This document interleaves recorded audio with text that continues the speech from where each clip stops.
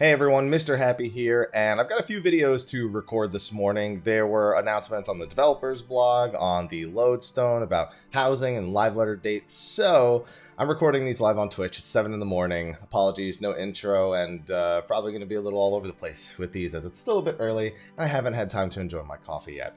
But anyway, the first video I'm going to be recording here is a video on the dev blog about some new user interface updates that are going to be coming in 5.1. We got a peek at some pretty great updates coming in 5.1 in the live letter in regards to the user interface, including crafting related stuff.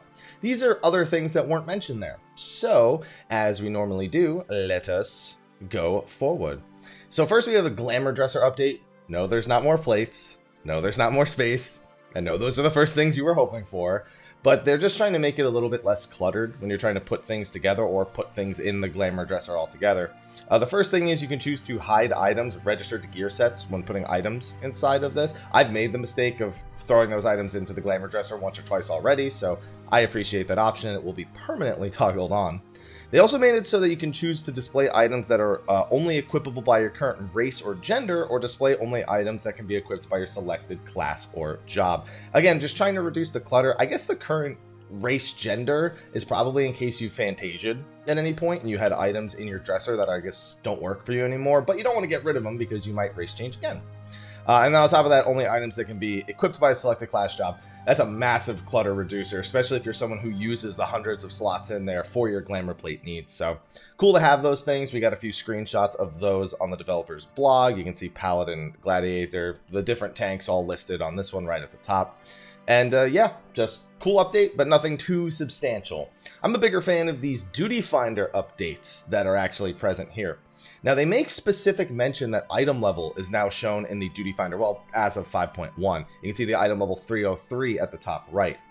This is a good thing. It's just one of those things that isn't like crazy important, but it's nice to not need to open your character menu to remind yourself in case you're maybe playing a job that you're not overly familiar with, or you're leveling and you're not sure what your item level actually is.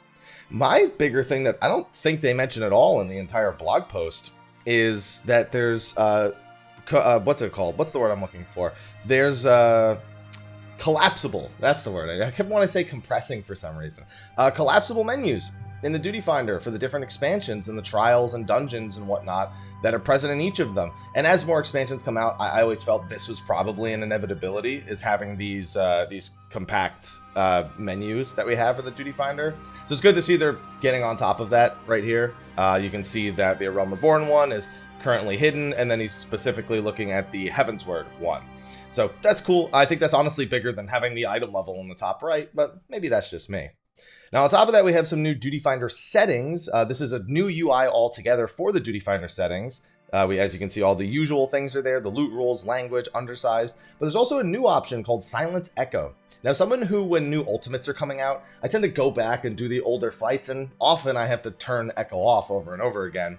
It's nice to have that as an option. They specifically make mention that this might be useful for blue mages. Now, whether that's useful for increasing the rates at which you learn magic, or useful for the Blue Mage log, like, you know, one of the conditions for the Blue Mage log.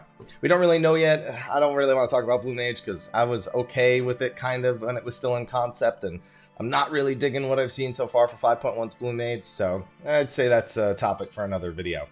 And finally, we have emote updates. There are two more updates for this as well. The first is you can choose to sort these by alphabetical order. And I definitely prefer alphabetical order. It's the order that I always attempt to search for, but it never quite works out. The other thing is that you can make it so when somebody emotes at you, it actually makes a sound. That way, if somebody does emote at you, you don't go, oh.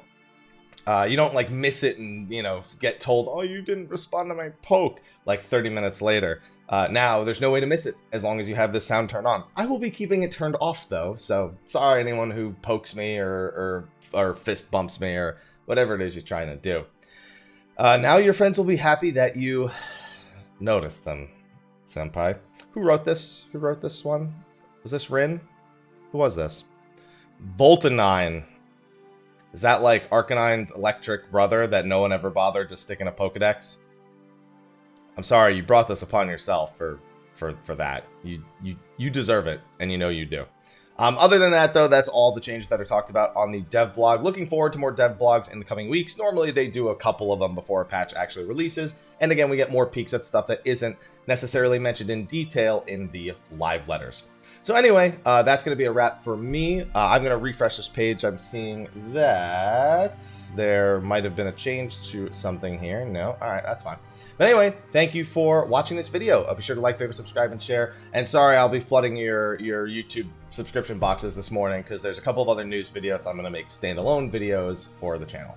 Anyway, thanks for watching. I got 2 more to record, and my Twitch chat is being very patient with me as I do that. I've got a sub to thank, so thank you for watching. I'll see you all in the next one. Until then, take care.